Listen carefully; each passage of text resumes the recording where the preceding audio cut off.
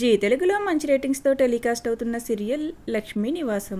లక్ష్మీ నివాసం సీరియల్లో యాక్ట్ చేస్తున్న ప్రతి యాక్టర్కు తమ క్యారెక్టర్స్ ద్వారా ఆడియన్స్లో చాలా మంచి గుర్తింపు లభిస్తుంది. ముఖ్యంగా ఈ సీరియల్లో మెయిన్ లీడ్స్ అయిన తులసి, సిద్ధు, జై, జాను ఇలా ప్రతి క్యారెక్టర్ తమ యాక్టింగ్స్ ద్వారా బులిత ఆడియన్స్కు బాగా చేరువయ్యారనే చెప్పవచ్చు. అయితే ఇక రీసెంట్గా ఈ సీరియల్లో మెయిన్ లీడ్గా జై క్యారెక్టర్లో యాక్ట్ చేస్తున్న ఆర్యన్ ఈ సీరియల్ నుండి క్విట్ అయ్యారు. ఆర్యన్ తమిళ్ యాక్టర్ అయినప్పటికీ ఈ సీరియల్తో మొదటిసారి తెలుగు ప్రేక్షకులకు పరిచయం అయ్యి అతి కొద్ది రోజుల్లోనే జైగా ఆడియన్స్కు బాగా చేరువయ్యారు. కానీ ఇప్పుడు కొన్ని పర్సనల్ రీజన్స్ కారణంగా జై క్యారెక్టర్లో యాక్ట్ చేస్తున్న ఆర్యన్ సడన్గా ఈ సీరియల్ నుండి తప్పుకున్నారు.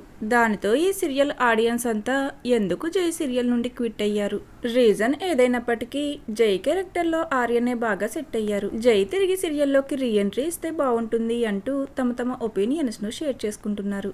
ఇక కొత్తగా జై క్యారెక్టర్లో ఈ సీరియల్లో రాజీవ్ రవిచంద్ర ఎంట్రీ ఇచ్చారు. రాజీవ్ గతంలో జానకి రామయ్య గారి మనవరాలు, మిఠాయి కొట్టు చిట్టమ్మ ఇలా పలు సీరియల్స్లో నటించారు.